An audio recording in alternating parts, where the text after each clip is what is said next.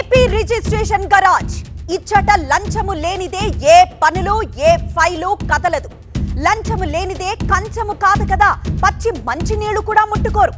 లంచం తీసుకున్నవాడు గాడిదైనా సరే don't care. లంచం ఇచ్చుకో, రిజిస్ట్రేషన్ చేయించుకో. ఇదే సూత్రంతో నడుస్తున్నాయట ఏపీలోని రిజిస్ట్రేషన్ ఆఫీసులు. ఇది మేమంటున్న మాట కాదు, సాక్షాత్తు అవినీతి నిరోధక శాఖ ఏసీబీ సాక్ష్యాలతో సహా చెబుతున్న వాస్తవం.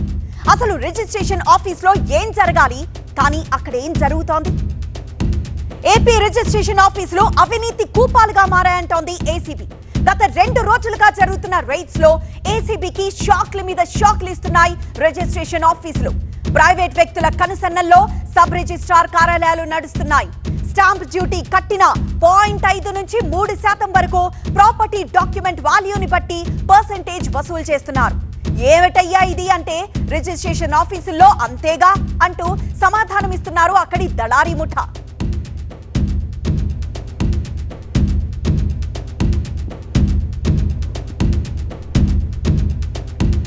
అసలు రిజిస్ట్రేషన్ ఆఫీసులు ఎలా ఉంటాయి, అక్కడి సెటప్ ఎలా ఉంటుంది, మన భూమిని అమ్మాలన్నా కొనాలన్నా ఎలాంటి ప్రాసెస్ ఉంటుంది, ఎంత ఫీ కట్టాలి, ఎన్ని రోజులు పడుతుంది, ఇలాంటి విషయాలు ఒకసారి చూద్దాం.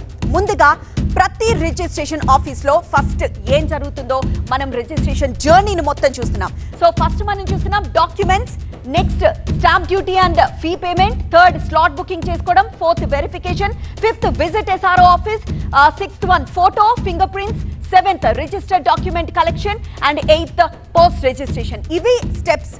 సో ప్రతి రిజిస్ట్రేషన్ ఆఫీస్ లో మనకు కనిపించే లైన్ ఏంటో తెలుసా? ఇదిగో right documents plus right process రిక్వెస్ట్లు, ఈజీ రిజిస్ట్రేషన్. సో ఓవరాల్ గా ఒక్కొక్క స్టేజ్ ఒక్కొక్క స్టెప్ ఎలా ఉంటుందో ఫస్ట్ చూద్దాం. సో ఫస్ట్ స్టెప్ మనం చూసినట్లయితే డాక్యుమెంట్స్. సో డాక్యుమెంట్స్ రిజిస్ట్రేషన్ కి అవసరమైన అన్ని డాక్యుమెంట్స్ ను మనం సేకరించి పెట్టుకోవాలి.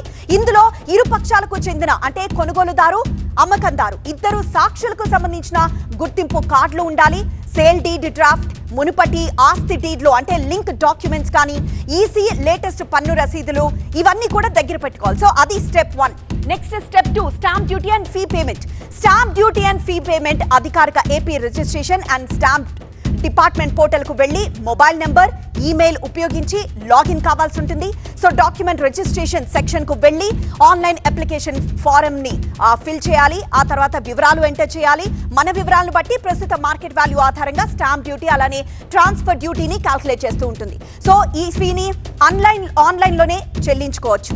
సో నెక్స్ట్ వచ్చేసి థర్డ్ స్లాట్ బుకింగ్ చేసుకోవడం.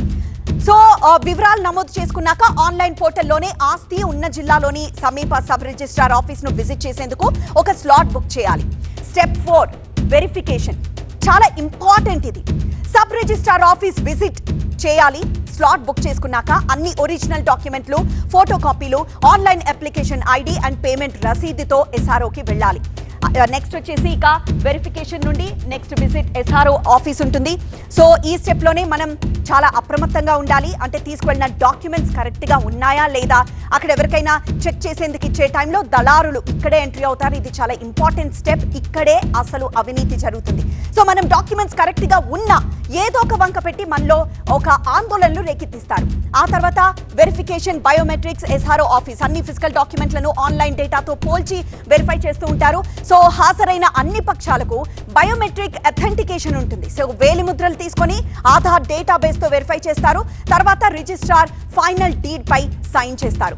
అండ్ నెక్స్ట్ వచ్చేసరికి రిజిస్టర్ డాక్యుమెంట్ కలెక్షన్. అంటే ఆఫీసర్ సంతృప్తి చెందిన తర్వాత డాక్యుమెంట్ అధికారికంగా రిజిస్టర్ అవుతుంది. అంటే యునిక్ డాక్యుమెంట్ నెంబర్ అసైన్ అవుతుంది. రిజిస్టర్ డీడ్ ను కొన్ని రోజుల తర్వాత ఫిజికల్ గా కలెక్ట్ చేసుకోవచ్చు లేదా ఐజీఆర్ఎస్ ఏపీ పోర్టల్ నుండి డిజిటల్ గా డౌన్లోడ్ కూడా చేసుకోవచ్చు. అండ్ నెక్స్ట్ వచ్చేసి పోస్ట్ రిజిస్ట్రేషన్. సో రిజిస్ట్రేషన్ పూర్తయ్యాక స్థానిక రెవెన్యూ డిపార్ట్మెంట్ ఆటోమేటిక్ గా నోటిఫై చేస్తారు. ముఖ్యంగా వ్యవసాయ భూములకు ఆస్తి పన్ను కానీ భూమి రికార్డులు అప్డేట్ చేయడానికి. సో ఇతర ఆస్తులకు స్థానిక మున్సిపాలిటీ లేదా తహసీల్దార్ ఆఫీస్ లో మ్యూటేషన్ కోసం విడిగా అప్లై చేసుకోవాల్సి ఉంటుంది.